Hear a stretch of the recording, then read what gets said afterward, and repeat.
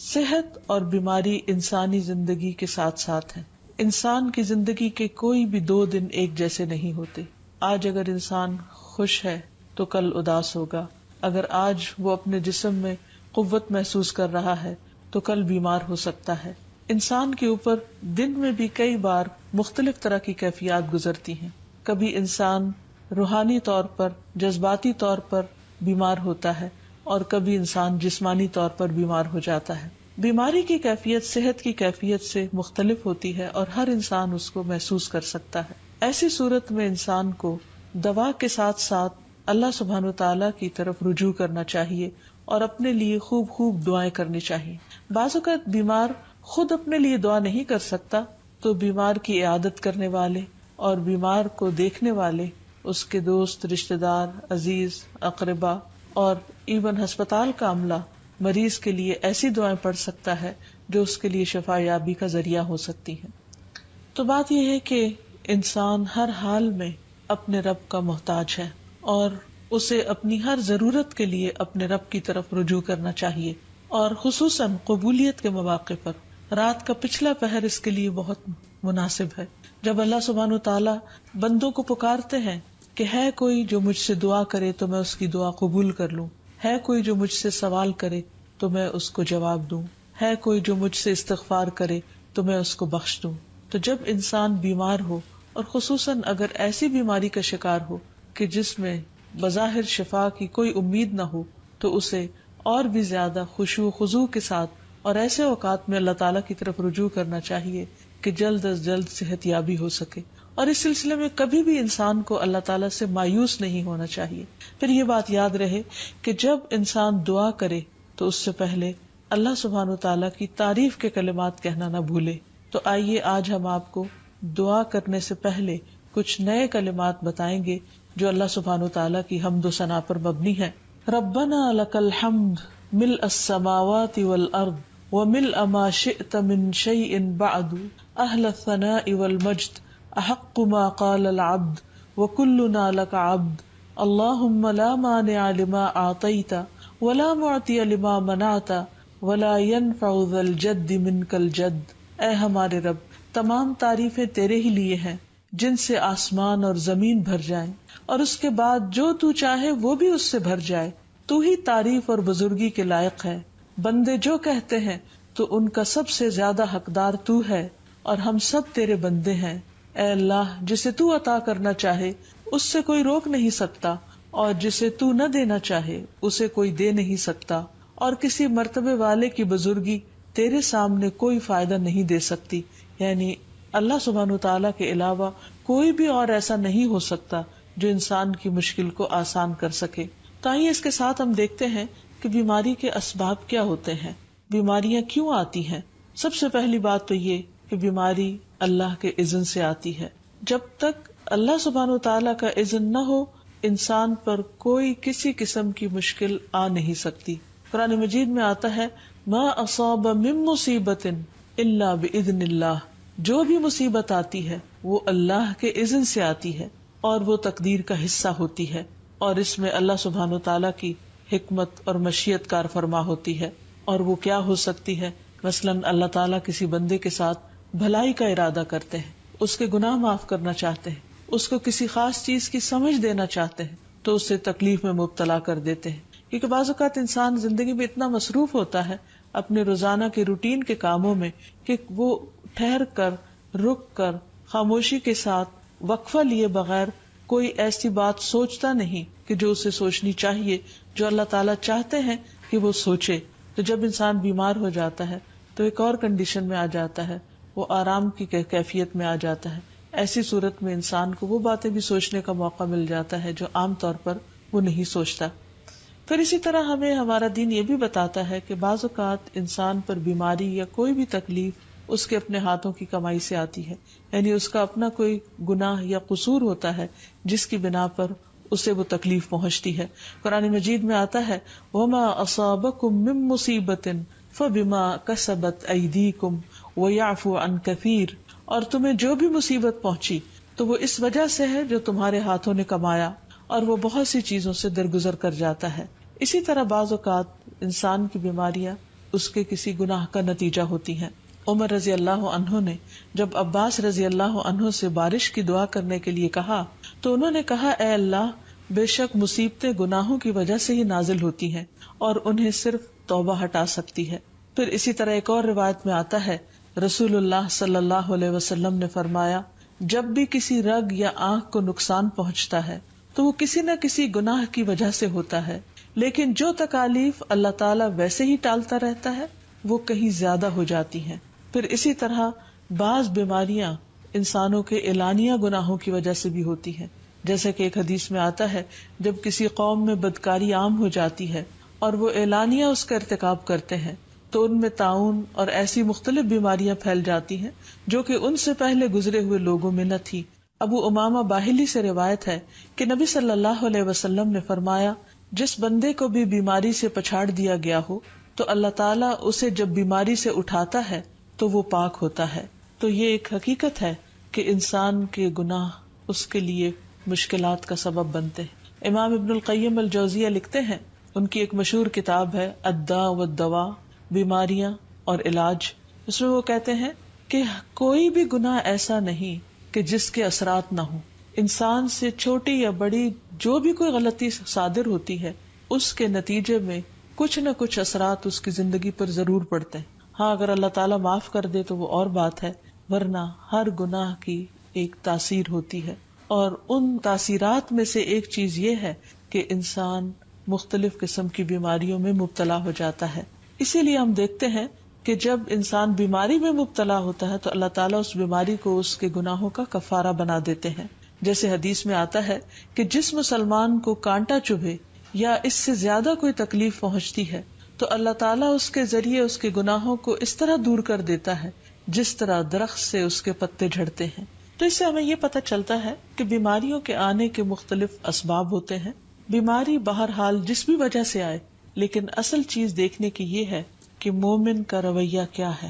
مومن کو اگر کوئی کانٹا بھی چبھتا ہے تو وہ اس پر صبر کرتا ہے۔ اس لیے بیماری یا تکلیف کے آنے پر انسان کو اللہ سے راضی رہنا چاہیے، شکوہ نہیں کرنا چاہیے، کیونکہ جو اللہ سے راضی ہو جاتا ہے کسی آزمائش پر، اللہ تعالیٰ بھی اس سے راضی ہو جاتا ہے۔ پھر اسی طرح اللہ تعالیٰ کا شکر ادا کرنا چاہیے، کیونکہ بیماری اس سے زیادہ شدید بھی ہو سکتی تھی، لہٰذا انسان کو اللہ تعالیٰ جس حال میں رکھے انسان اس پر شکر گزار رہے۔ پھر یہ کہ انسان کسی بھی بیماری میں کسی بھی قسم کی ہو اور زندگی کے کسی بھی حصے میں ہو، اس میں مایوس نہ ہو، پر امید رہے کہ بیماری دور ہو جائے گی۔ پھر اسی طرح اگر بیماری طول پکڑ جائے تو انسان کو گھبرانا نہیں چاہیے، کیونکہ ہر گزرنے والا لمحہ انسان کے درجات میں اضافے کا سبب بنتا ہے اور اس کے گناہ مسلسل جھڑتے چلے جاتے ہیں، حتیٰ کہ انسان بالکل پاک صاف ہو جاتا ہے۔ پھر اسی طرح انسان کو بیماری کی حالت میں دوسروں سے شکوے شکایات نہیں کرنی چاہیے، کیونکہ بیماری اللہ کے اذن سے آتی ہے، اور جب انسان ہر ایک کے آگے رونا رونے لگتا ہے تو گویا وہ اللہ تعالیٰ کا شکوہ کر رہا ہوتا ہے، جو چیز اللہ تعالیٰ کو پسند نہیں۔ پھر اسی طرح منہ سے برے الفاظ نہیں نکالنے چاہیے، بیماریوں کو کوسنا نہیں چاہیے، اور پھر ایسے الفاظ نہیں ادا کرنے چاہیے کہ مجھے لگتا ہے کہ اس بیماری میں میری زندگی چلی جائے گی، یا یہ کہ کسی مریض کی عیادت کے لیے جا کر اس کو اس قسم کی بات نہیں کرنی چاہیے، خواہ کتنی ہی خطرناک بیماری کیوں نہ ہو، ہمیشہ اسے امید دلانے چاہیے، کیونکہ مایوسی کے الفاظ اور برے بھلے اور منفی قسم کی باتیں اللہ تعالیٰ کو پسند نہیں، اور انسان ویسے بھی جیسے سوچتا ہے پھر اس کے ایکشن اس کے مطابق ہونے لگتے ہیں۔ اب یہ ہے کہ انسان بیماری میں دوا ضرور کرے، کیونکہ حدیث میں آتا ہے کہ اللہ تعالیٰ نے کوئی بیماری ایسی نہیں اتاری جس کے لیے دوا نہ اتاری ہو۔ ہاں، جسے معلوم ہو اسے معلوم ہوتا ہے، اور جسے نہیں معلوم ہوتا اسے نہیں معلوم ہوتا۔ بعض اوقات اللہ تعالیٰ ڈاکٹر کے دل میں ڈال دیتا ہے اور اس کا علاج اس کو سمجھ میں آ جاتا ہے، اور بعض اوقات وہ بیماری لا علاج ہوتی ہے، حالانکہ اس کا علاج موجود ہوتا ہے مگر کسی کو بھی علاج سمجھ میں نہیں آتا۔ بہرحال نوعیت کچھ بھی ہو تو علاج ضرور کراتے رہنا چاہیے، اور کبھی مایوس نہیں ہونا چاہیے کہ اس بیماری کا علاج ہو نہیں سکتا، نہیں، ایک کے بعد ایک کوشش انسان کرتا رہے، اور جب اللہ کا اذن ہوگا بیماری دور ہو جائے گی۔ اور اس کے ساتھ ساتھ انسان یہ بھی یقین رکھے کہ شفا اللہ کے ہاتھ میں ہے، کسی ڈاکٹر کے ہاتھ میں نہیں، کسی انسان کے ہاتھ میں نہیں، کیونکہ جب تک اللہ کا اذن نہ ہو شفا نہیں ہو سکتی، خواہ کوئی کتنا بھی بڑا ڈاکٹر کیوں نہ ہو۔ اسی لیے نبی صلی اللہ علیہ وسلم کی دعاؤں کے آخر میں آتا ہے کہ لا شفا الا شفاء، کوئی شفا نہیں مگر تیری ہی شفا، یعنی جو اللہ سبحانہ وتعالی اپنے بندے کو شفا عطا کرے۔ پھر اسی طرح یہ ہے کہ حضرت ابراہیم علیہ السلام نے اللہ سبحانہ وتعالی کے بارے میں فرمایا تھا کہ وَإِذَا مَرِضْتُ فَهُوَ يَشْفِينِ، کہ جب میں بیمار ہوتا ہوں تو وہی مجھے شفا دیتا ہے، یعنی اللہ تعالیٰ ہی اس بیماری کو دور کرتا ہے۔ اسی طرح ایک اور روایت سے بھی پتہ چلتا ہے کہ شفا دراصل اللہ سبحانہ وتعالی کے ہاتھ میں ہے۔ حضرت عائشہ سے مروی ہے کہ رسول اللہ صلی اللہ علیہ وسلم دم کیا کرتے تھے اور یہ دعا پڑھتے تھے، امسح البأس رب الناس بیدک الشفاء لا یکشف الکرب الا انت، اے لوگوں کے رب تکلیف کو دور کر دے، تیرے ہی ہاتھ میں شفا ہے، تیرے سوا اس کو دور کرنے والا اور کوئی بھی نہیں۔ پھر اسی طرح انسان جب کسی بیمار کی عیادت کے لیے جائے تو اس پر بھی دعا پڑھے اور اس کے لیے دعا کرے۔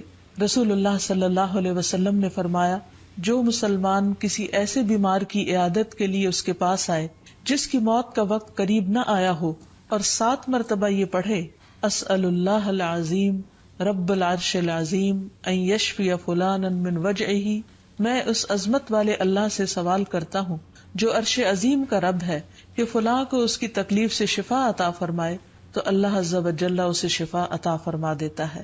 اور پھر ہم دیکھتے ہیں کہ تمام انبیاء اپنی بیماریوں میں، تکلیفوں میں اللہ تعالیٰ کو پکارتے تھے، جیسا کہ ایوب علیہ السلام کی دعا قرآن مجید میں آتی ہے۔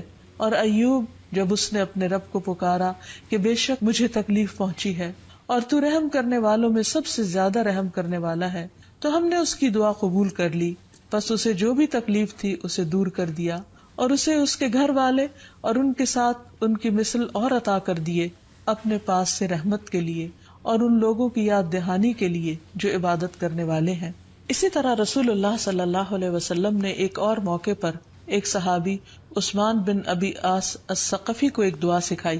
جب وہ نبی صلی اللہ علیہ وسلم کے پاس حاضر ہوئے، وہ کہتے ہیں مجھے اتنی تکلیف تھی کہ قریب تھا کہ وہ مجھے ہلاک کر دیتی، تو نبی صلی اللہ علیہ وسلم نے مجھے فرمایا، اس درد کی جگہ پر اپنا دایاں ہاتھ رکھو اور 7 مرتبہ کہو، بسم اللہ اعوذ بعزت اللہ وقدرتہ من شر ما اجد واحاذر، اللہ کے نام کے ساتھ میں پناہ مانگتا ہوں اللہ کی عزت کی اور اس کی قدرت کی اس شر سے جو میں محسوس کرتا ہوں، یعنی اس تکلیف سے بچنے کے لیے جو مجھے محسوس ہو رہی ہے اور جس سے میں خوف محسوس کرتا ہوں۔